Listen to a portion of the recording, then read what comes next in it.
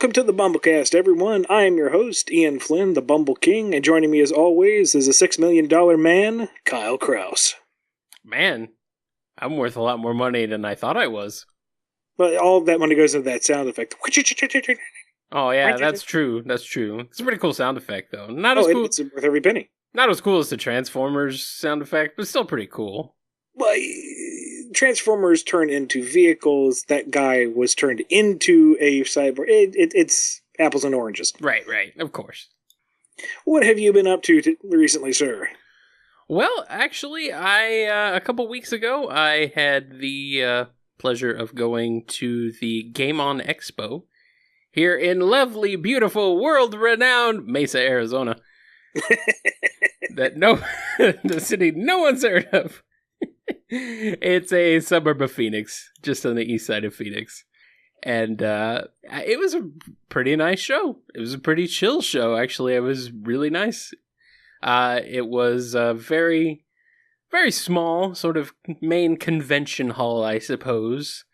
Mostly video game resellers, video game merch sellers, comic shops, and a lot of artists were there, and quite a few YouTube personalities. I know that the Game Chasers were there, along with Pat the NES Punk, who I got to chat with for a couple minutes, who's a really cool dude and really nice guy.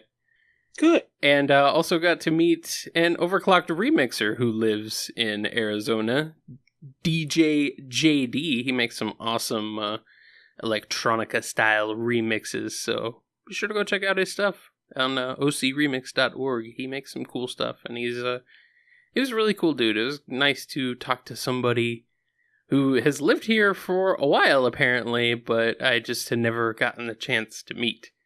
And other than that, got to play some arcade games. All the games there were free play, so there was not only a game room set up with arcade games, but also with various console games that you could play. And you could just go in, hang out, and play whenever you wanted. And it's just a really nice, relaxing event. Not too many people. Actually, it was quite small. I was kind of surprised at how small it was, but there was a pretty sizable crowd and a good amount of people there, so... And how many years has the show been going on? It just started last year, actually. Last year was the first year. It's got tons of room to grow. Oh, yeah, absolutely. It may very well go to Phoenix Comic-Con eventually. I think it has grown since last year. And, but yeah, just a really nice event that I liked a lot. I was pleasantly surprised after going to Phoenix Comic-Con this year and being both, first of all, kind of disappointed, and second of all, not really feeling that great during it. This show was definitely a lot better for me and a bit more fun and just a lot more relaxing, which is more my speed. How about you, Ian? I have been working. Working. And the one thing that I can directly talk about is Sonic Mega Drive, that special classic era story that features the phenomenal artistic talents of Tyson Hess and Matt Herms. It's a very beautiful is going book. Into its second printing. Yes. That's right. It sold out. There were no more physical copies to buy. Everyone snatched it up to the point where we had to print more to meet demand. That is nuts. That is awesome. No Sonic comic has done that. That is freaking rad. And as far as I can think of, it's the second Archie book, maybe the third, to go into a second printing. So, a little bit of room to strut on that one. Nice. What's the other books? I'm just curious if you know. I know Veronica 202 got a second printing, and that was the debut of Kevin Keller, the famously first gay character in Riverdale. Yeah, that makes sense. It's actually a funny story, so if you get a chance, look it up. But not even that recent Archie reboot got a second printing? I don't know if it's gone into reprinting, but I can't keep track of it because of all the various covers that are out there. So I was just curious. It may have. I was just curious. You didn't write it. It doesn't matter. So No. No. Otherwise, I don't want to say that. I got a preview for Secret Project number 1 that has me super hyped. Can't wait for that to be formally announced. How do you keep track of all these secret projects? I have neuroses. Secret Project number 2 is coming along nicely. Got some feedback in the process of revising things. Secret Project number 3, I finished the very rough draft, and that thing clocked in at 80 pages. So I'm still revising that one. Nice. And potential Secret Project number 1 has gone off for approvals, so if that gets approved, that could be fun. That could be lots of fun. Potential Secret Project number 1? Can't talk about it any possibly further. Secret Project number 4. There is no Secret Project number 4. Is that what you're saying? No. I thought you were up to like 7 secret projects or something crazy. Well, there's like secret that. projects and there's potential secret projects. There's ones that I am working on, and there's ones that I hope to be working on. And then there's ultra secret projects that nobody knows about and you can't tell anybody about. Well, no, but Okay, what about hyper secret projects or even super? Well, that's only when you get 14 other super secret projects altogether. Oh, okay, you have to get 14 secret projects first. I got it. But once you get up to 7 secret projects, then you can have a super secret project. Got it. Along with 50 hours of sleep. Or 50 hours. 50 hours of waking time, of work time, yes. of work time a week. Hey, I know all about that. But one thing I can talk about is a new contest that we're introducing into the BumbleKast. Oh! We're introducing the BumbleRaffle. Yes. Now, what is the BumbleRaffle? The BumbleRaffle is every episode, somebody wins an autographed copy of one Sonic title or another written by me. I think there's some Mega Mans in there, too. And some Mega Mans. I think. Materials, compliments of Kyle. Defacing covers, compliments of me. Yeah. Hey. Deface them all. Mark them up. It'll be hilarious. So how do you enter the BumbleRaffle, you might be asking, if you haven't already skipped ahead to the Q&A. How do you enter the BumbleRaffle? I'm so glad you asked, Kyle. Now, if you are already a patron over at patreon.com/BumbleKast, you got nothing to worry about. You're already entered into every single raffle automatically because you're beautiful people. We love you. Yeah. If you are not a patron, what you can do is email us at bumblecast@yahoo.com, subject line, BumbleKast episode, whatever, raffle, and you'll be put into the raffle for that episode. If you don't get picked that episode, you've got to email in for each episode, or you can join the Patreon account and be automatically entered. Yes. So you have some incentive. Head on over to patreon.com/BumbleKast. And there is no ceiling for entering into the Patreon. If you want to, throw $1 our way, that's fine too. Yep. But it's a little extra incentive for those of who've been supporting us for so long. And we really do have a crazy supportive group of patrons. They've been with us for almost the entire run of the show. That's nuts. Yeah, that's awesome. Keep in mind, this is while supplies last, so we've only got a limited number of these, but we'll keep it going for as long as we can. Well, as time goes on, we'll add more to the supplies. We'll keep finding ways and good things to be giving you. Oh, yeah. We'll figure stuff out. Don't worry about that. All right, so our topic for today is something a little more harder, I suppose, than some of the other topics we've covered in recent episodes. Scientific, techie, kind of, something like that. Controversial to many. Sure. We're talking about transhumanism, posthumanism, human augmentation, biohacking, bioengineering, the future of the human body. Yes. So, where are you on the subject, Kyle? Are you for, against, afraid, looking forward to, have no idea what I'm talking about? I am looking forward to this, man. The sooner I can get out of this crappy body and into a robot one, the better. I won't be the first. I won't necessarily be the first in line, but I'll be towards the front. How about you? I am all for it in principle, but I am cautious about it. Well, yeah, that's understandable. I'm cautious about most things, but the idea of And I know that it kind of starts to tread on the line of eugenics, and I definitely see the dangers. Yeah. Where things could be abused in all number of horrifying ways that have already been covered in multiple sci-fi novels out there. Oh, yeah. But I think the advantages that we could get from this far outweigh the threats. Yes, there will be abuse of the system. Yes, there will be darker decisions made, and those need to be prosecuted to the full extent of the law, and they need to be monitored. Right. Everything needs to be properly supervised. But what we can achieve is just phenomenal. Yeah, we're already achieving some really cool, really interesting things. I mean, just the level of cybernetics that we have today, the two that stand out to me as the most phenomenal, was a fellow years ago who lost most of his hand, most of his forearm. But whatever accident it was that stripped him of the flesh left the nerves intact. So the stump that put over it was connected to his own nerve endings, and he was a carpenter, so he had specially made tools that would plug into that stump that he could operate with the power of his mind. That is freaking cool. That is metal as hell, dude. Yes, that is awesome. Almost makes you want to put your hand in a disposal and flip the switch. Except not, because that's horrible. Right, yes, don't do that. The other one was a fellow who, I can't remember now if he lost his sight or if he never had sight.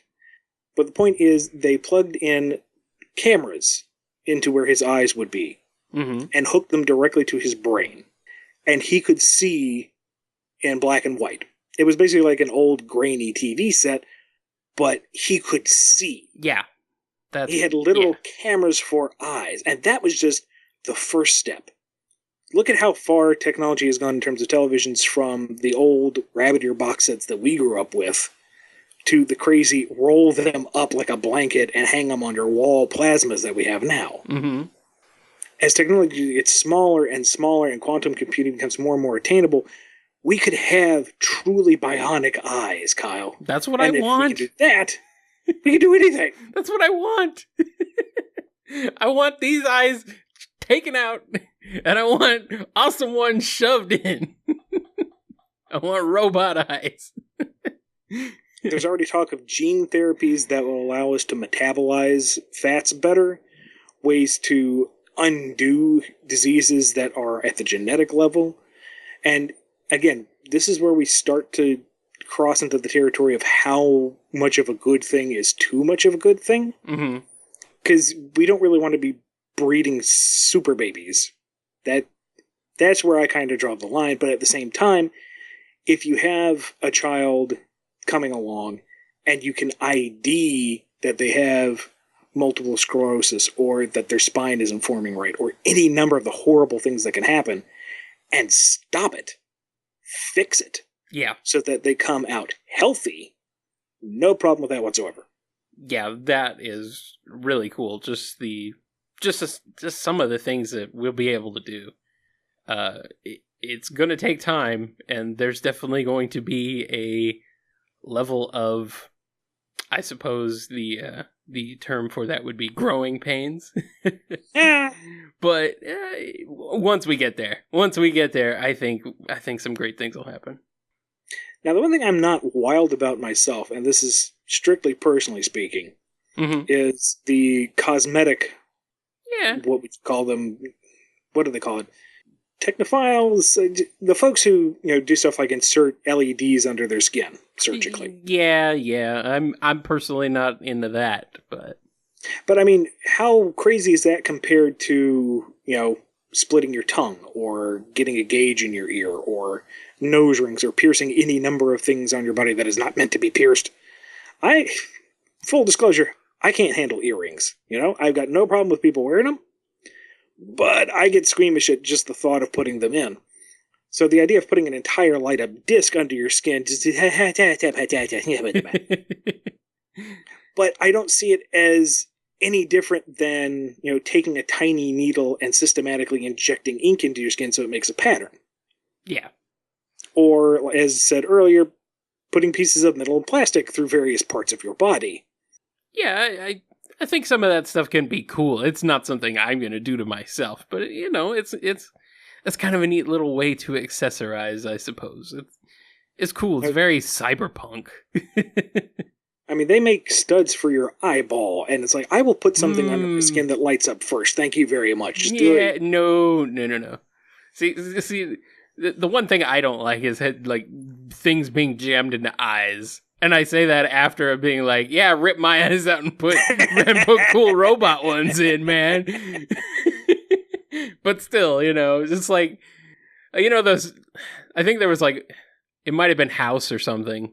One of those TV medical dramas where they show a syringe going into an eyeball, and I'm just like, no, thank you. I will avoid that, thank you very much, at least as much as I possibly can. I guess that's another line for me. I am on board for all sorts of augmentation, so long as you put me under first. Yeah. You can hack off my arm and replace it with an awesome robot arm, but only if I'm asleep first. So do you think we will ever actually get to something like Deus Ex, where there are full-on limb and organ augmentations that you can just go about your daily life with? Do you think we'll ever get to... Oh, what was the name of that movie? It had Bruce Willis. Surrogates. Oh, okay. Yeah, I haven't seen that. It's actually a fun movie. It's very short, doesn't overstay its welcome, and does an interesting thing of addressing... Because the whole premise of it is that modern humanity lives vicariously through androids. Mm-hmm. You basically conk out in your VR bed and live life through a fully functioning android. Nice. And there's a murder mystery involved, and I won't spoil any of it. It's a very short movie. Look it up if you get a chance. But I thought it did an interesting way of at least addressing some of the concerns and some of the shortfalls that come from living through a purely virtual environment. Mm-hmm. There's a character in particular who spends a whole lot of time in their surrogate and then is forced back into the real world. And when you have this real human amongst all these surrogates who are all perfectly, crisply cleaned and dressed, and there are no blemishes, and they're a little uncanny valley, it really does take the whole idea of you can live this perfect life and put it into that kind of, oh yeah, that is a little creepy in a way. Huh. That sounds interesting. I might have to check that out. I believe it's based on a graphic novel, so it's probably worth reading as well. Huh. Neat. But back to the question, do you think we will ever truly reach that level of human and machine interaction, or do you think that's a little too sci-fi? We may actually get to that point. I don't know if it'll happen in our lifetimes, but we may actually get to that point, because I'm sure people in the 60s were looking at Star Trek, and I guess it would have been the 90s, I suppose, because this would be Next Generation. They were looking at Star Trek and probably they had computer tablets, tiny tablets, sort of cell phone style, I suppose.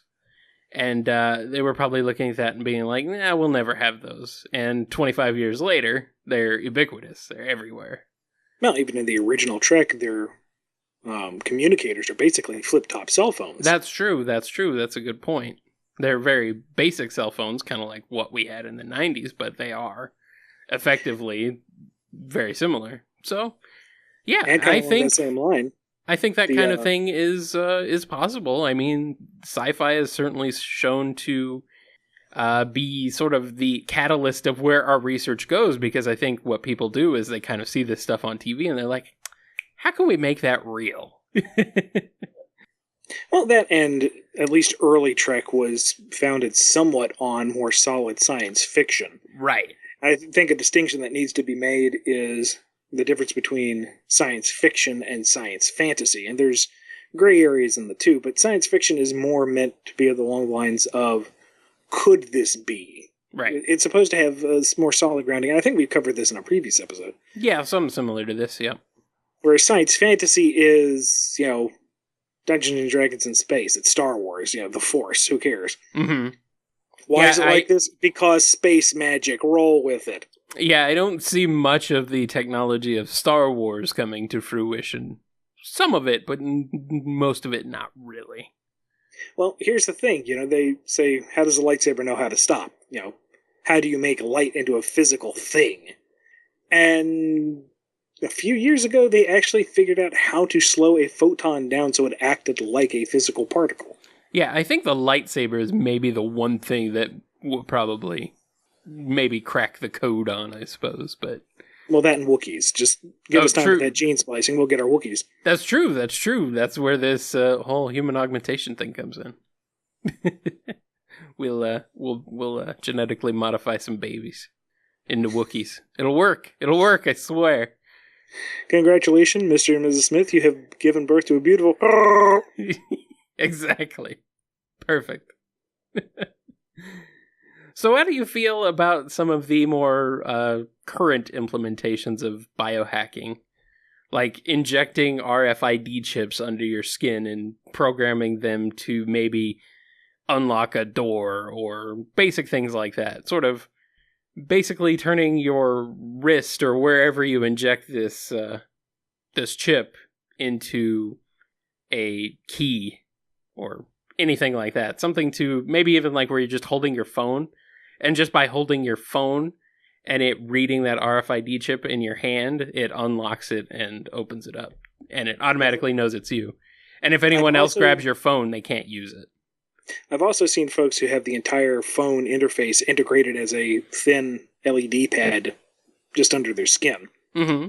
So that they can tap their forearm, it brings up the display and they can type from there.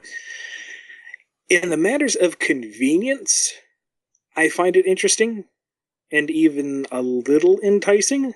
Mm-hmm. But that's where I start to get cautious. Because then you're not having someone, hack your phone. They're hacking you. And this kind of plays back to, I guess, earlier concerns with cell phones. I'm sure folks are saying this too. Well, if you've got your phone on you at all times and it's always getting some kind of wireless signal, can't you be tracked anywhere you go? If it's not a secure landline, can't they just take your data straight out of the air and know everything about you? All that kind of stuff. So the concerns over personal security and privacy versus the convenience of not having a phone on you at all times is up for individual debate.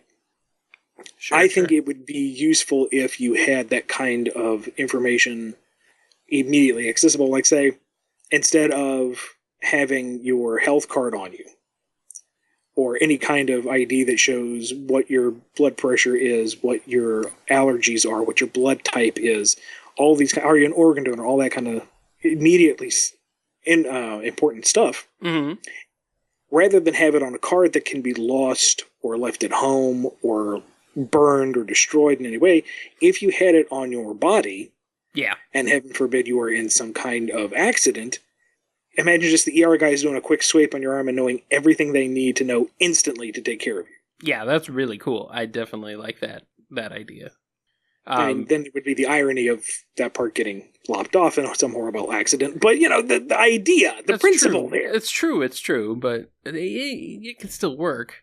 It just depends on where you implant it.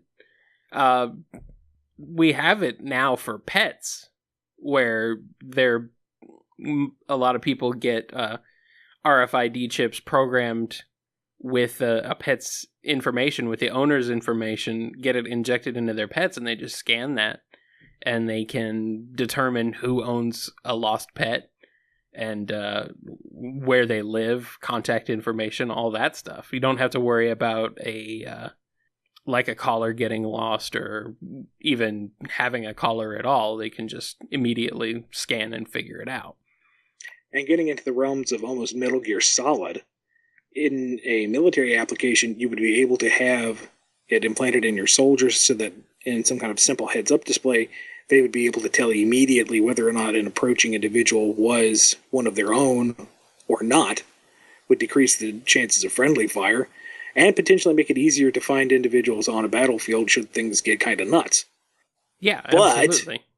The minute the enemy figures out how to hack that network, they have full access into where everyone is and who everyone is and all this jazz. So, with the convenience comes greater risks, and I don't think there is a clear-cut, yes, we should do this, no, we shouldn't. It should be discussed and analyzed and tested out.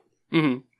Most of those RFID chips aren't really connected to the internet. They are simply just pre-programmed with whatever code that you write. I mean, people will write their own code for these things and then use their cell phone to scan in and program the chip and then lock it, and then you're pretty much done. So unless somebody like lops off your arm or carves the chip out of your hand, you could theoretically be the only one with the keys to your house.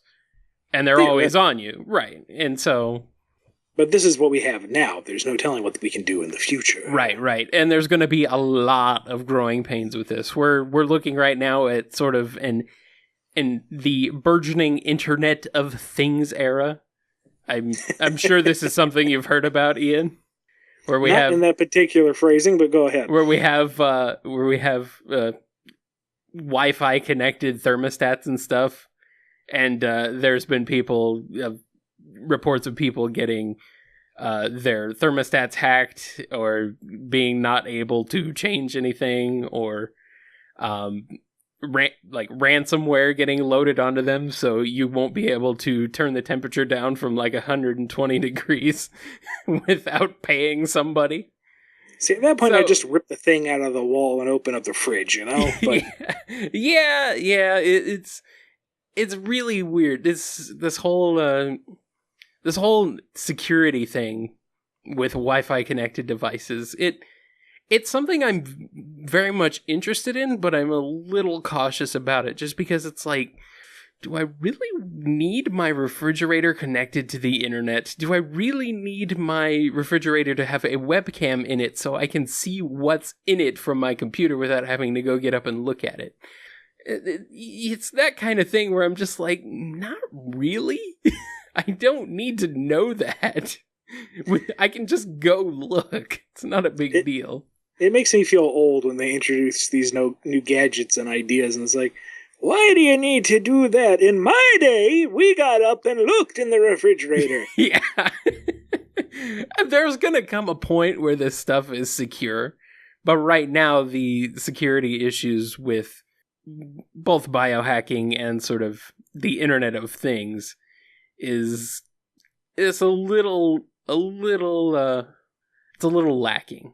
They're still working out a lot of the bugs, so just be careful when you're going to go look for a new thermostat for your house. Ask about the security features and see if there are any, because a lot of these things are coming out where there's like, yeah, there's no security in this. We didn't expect anybody to actually break into it because we didn't expect that it would be connected to the internet. Oh, wait. Womp womp. Yeah. It's sort of the thing about network connected cars too, where we're getting to that. So I think this is a little off topic, but still kind of relevant in this age of where technology is going. But that's enough of us questioning the future. It's time for all of you to start questioning us. That's right, it's time for the Q&A! Pew, pew, pew, pew. Were those fireworks? Sure. So how do you get onto the BumbleKast Q&A? Well, it's very simple. If you're already a patron over at patreon.com/BumbleKast, just ask any old question in the comments section, so long as you are a $5 donor or higher. If you are not, or if you prefer not to use the Patreon website for some reason, email us at bumblecast@yahoo.com or tweet us. My handle is at IanFlynnBKC. Kyle? At KyleJCRB. Ask your question and just use the hashtag BumbleKast, and you will be put in the queue for the show. Yep. All right, we got some priority Q&A coming direct to us from patrons over at patreon.com/BumbleKast. This first one is from Michael B. I've noticed in recent past issues that Nicole hasn't really been in the limelight. Now with her handheld busted and her being directly connected to the Sky Patrol's systems, do you have any immediate plans for her after Panic in the Sky? Spoiler warning! Something to keep in mind is Nicole got her own story arc in universe, so it's time for her to, step back while everyone else kind of steps forward. So I wouldn't say she's been out of the limelight, just she's kind of been cycled to the side for the moment while we focus on other stories. But I can't totally answer that question because it would tread into spoiler territory, but Panic in the Sky is definitely not the end for the cast. It is the end for the Shattered World saga, but there are still plenty of stories to be told with each of the Freedom Fighters in the main cast going forward. So what you're saying is people probably aren't going to die. Probably. Not promising anything. I mean, sure, they could, but probably not. I mean, you may change your mind. You may be like, yeah, whatever, I'll just kill them off. Who cares? Not going to spoil anything. Yes. All right. We got one from Yams88, which is I don't know why that's a great name, but it's a great name. It feels good saying it. Yams88. Yams88. I do like yams.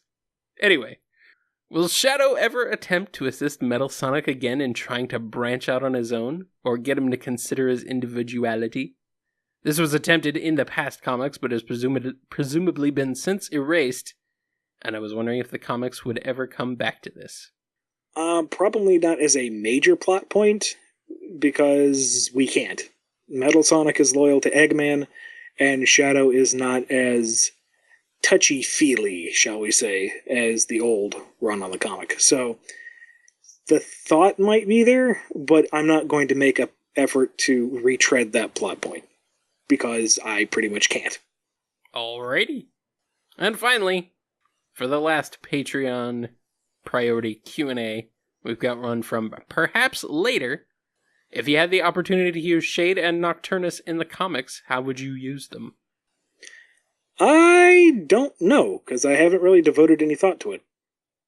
Considering how powerful the Nocturnus were supposed to be, I would probably have them as a higher level threat than most of the other goons on the planet. Probably Eggman-ish level, but I can't really set anything in stone because I don't have access to them, and because I haven't really devoted a lot of time or thought to them. Alrighty. And that wraps up the Patreon priority Q&A. Thank you so much, guys, for that. Yes, of course. Let's move on to some standard Q&A. This unpronounceable name asks... I can do this. Okay, go for it. theusjshjdhdne. Excellent. Why not Fahugagots? Well, I mean, come on, Fahugagas. I said, come on, Fahugagas. Everybody to the limit. The Kyle, he's to the limit. Ian Flynn, how do you type with boxing gloves on your hands? Well, dumbface, I get Kyle to do it for me, and then he adds the tippity-typy noises, and then we send it back to you.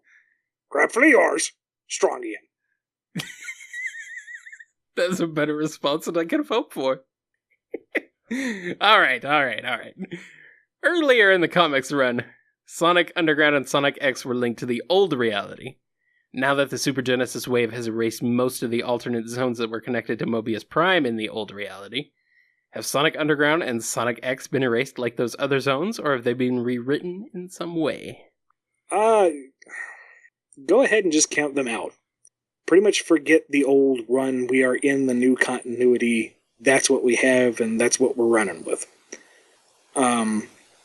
If Sega were at some point to acknowledge Sonic X and Sonic Underground as some kind of spin-off, then we could probably think of it again as a multiverse thing, but for right now, Sonic's universe is Sonic's World and Blaze's World. That's it. That's what we got. Never mind the other Sega properties and Mega Man's World and all that. Forget the old multiverse, because it was a thing of the past.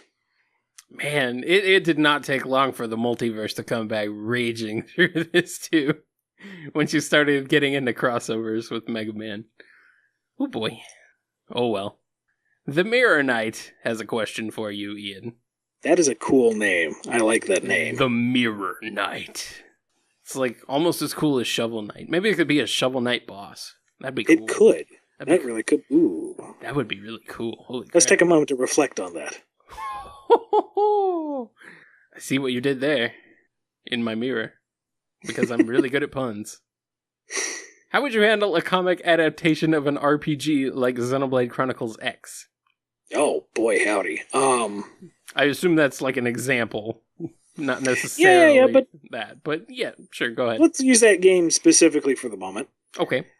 I would say definitely stick to the storyline that is given and use that as the main thread while expanding upon it here and there as need be, or as time allows.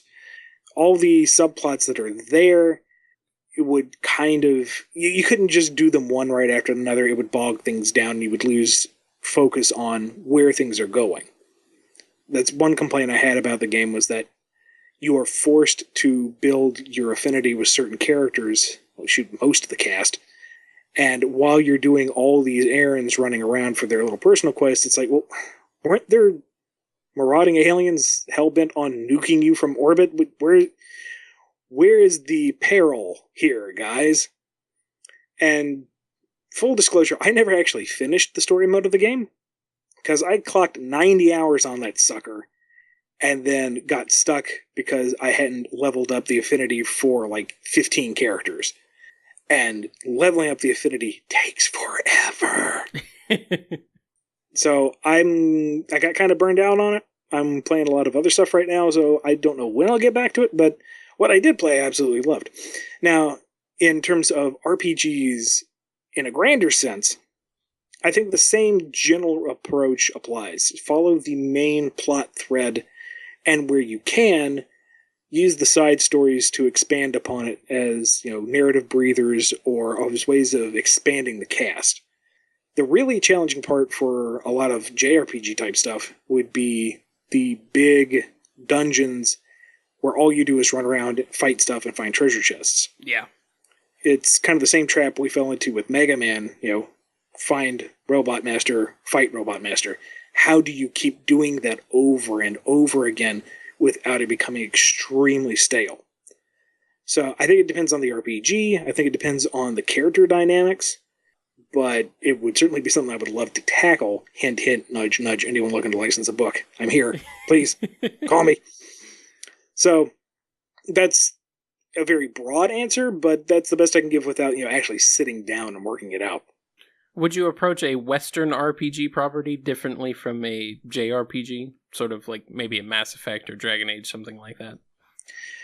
With Mass Effect, I think you could still have the same general approach, but other Western RPGs, especially ones that are more open-ended, I think you would either have to invent a specific storyline or pick one major thread to follow and maybe have a little slice-of-life stuff off to the side. Yeah. Or even potentially take a man-on-the-street type angle and have them witness the major feats that the player character would achieve. Have them as a kind of Sancho Panza to the whole thing, or an outside observer, and how they react to these big world-shaping events going on around them. That could be interesting. The guy who took an arrow to the knee, how does he go on from there? Sure, yeah, why not? Let's explore that guy's character. Alright, last one here from redhammer. Favorite character from Star Wars The Force Awakens? All of them. That's true. They are all very good. I seriously could not pick. That was such a refreshing, fun movie. Mm-hmm. Like, I was big into Star Wars, and I'm pretty sure we covered this when we did the Star Wars episode, but yeah, I was big into Star Wars.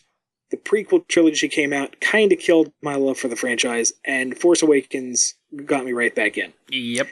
It is not brilliant cinema by any stretch of the imagination. And that's okay. It is pure fan service, start to finish. I freely acknowledge that, but I had so much fun with it. And I really, really liked... I can't remember the names of the main characters. We've got Rey, we've got Finn, and we've got Finn. There we go. Rey and Finn. Yeah. Yeah, and that's not because they were forgettable characters, but because Star Wars has funny, weird, not names.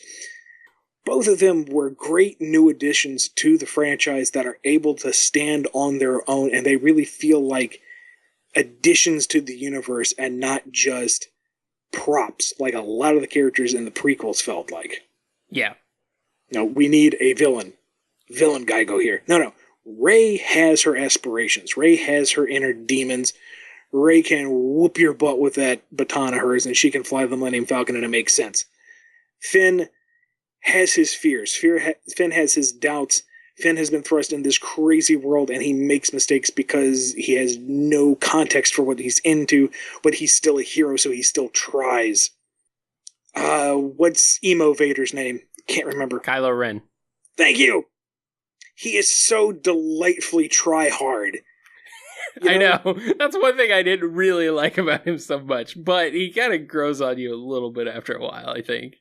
I think it's a brilliant way of approaching the whole Vader thing from a different angle, because Vader became such this major icon in media, period. Yeah, he's a larger-than-life character across the board. The prequels kept trying to reinvent him. You had Darth Maul, who was all cool and flashy and primal, but he didn't have any staying power. Yeah. Count Dooku, name aside, had the regal presence, but he was too human. He didn't instill a sense of fear. And that's a shame, because Christopher Lee is awesome. Oh, he's fantastic. He did a phenomenal job with his role. Yeah. But he still couldn't quite match that monolithic fear that is Vader. Yeah, nope. General Grievous was a mistake top to bottom. So with Kylo Ren and the Knights of Ren, which I really want to see more of because those are cool. Mm-hmm. Evil, dark, mystic knights? Oh yeah, I'm on board. They're pretty cool. Give them their own movie. I'm there. They're freaking cool. He wants to be Vader so much, like all these other prequel villains, but he can't make it. And that's, I think, so elegant about it, because you can't recapture Vader. Mm-hmm. You got it right. Everyone has put him on that pedestal. You will never reach that again. And his entire character is trying to do that and failing because you can't. Yeah, he is not Vader, which is fine. And he wants to be, and I love it. Yeah. What I really want to see now is why he turned to the dark side. I want to know what it was that disillusioned him so much that he turned against Luke and took such a big step towards trying to be Vader. If that's not satisfying, I will honestly be a little disappointed. But what's there, the potential we have, the wounded animal that he is, as flawed as he is really neat. And you can really sink your teeth into it. And it's a lot more engaging than I have growls and double lightsaber and horns. Or I am old. Actually, or I'm a robot. I actually think his backstory potential is possibly even more engaging than Vader's. Just because, we kind of got some glimpses of what Vader was in the original trilogy before the prequels came and retconned most of it. But we really didn't need to see that with Vader, I don't think. He was just sort of this larger-than-life villain. But I think with Kylo Ren, there is a lot more of potential to go back and see what happened and have it actually be enjoyable. I don't know how you feel about that. I think that's pretty much on mark. Okay, cool.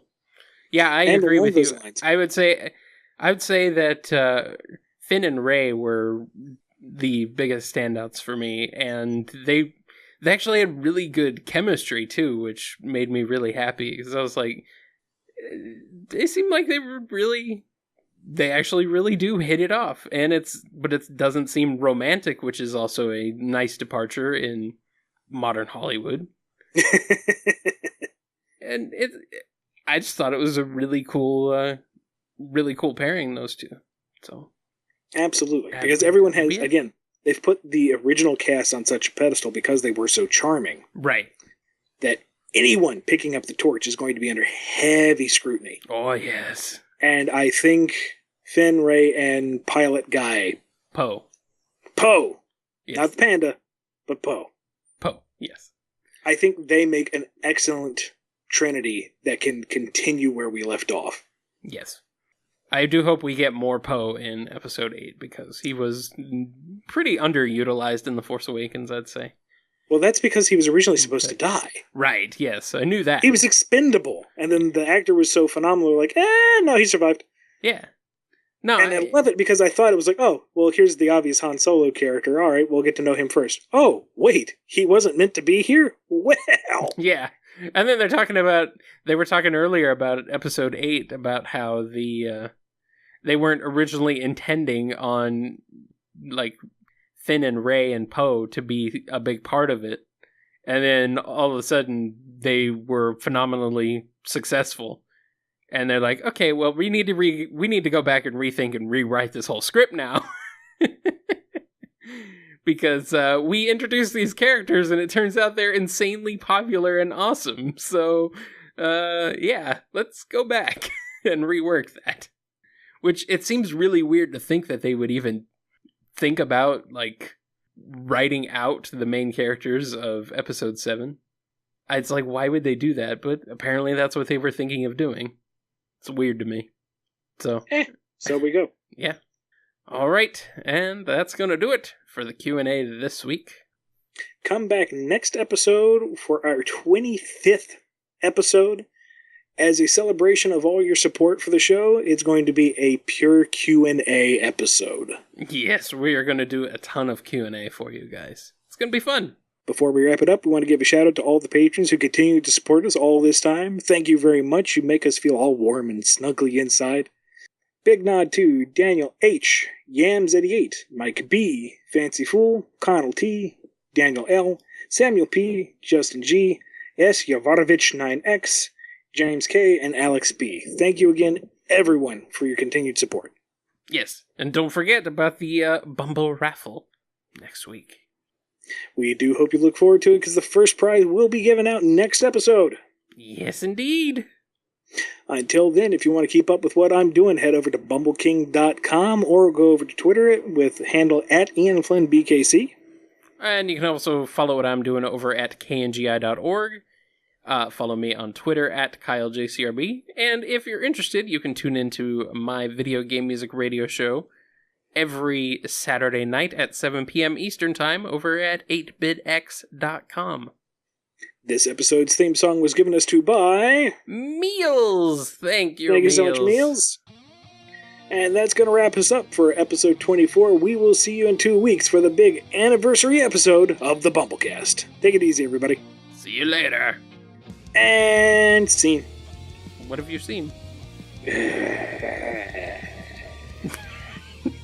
Sorry, I'm smart. I get it from my father. Actually, I get it from my mother, too. Crap, I was born into it. It doesn't matter. Confucius say, better to be smart than dumb. You can be both. Yeah, I guess you can. Hi there, and thanks for listening to the BumbleKast. If you liked our show, be sure to hit the subscribe button and consider supporting us on Patreon. We have some great rewards as well as big plans on how to make the show even better. Also, rate and review our show on iTunes. It gets more folks listening and helps us out, so we definitely appreciate it. Original music composed by Ken Coda Snyder, used with permission. Find more of his music at bc.s3m.us and find the theme song at noisechanradio.bandcamp.com, available as a pay-what-you-want download.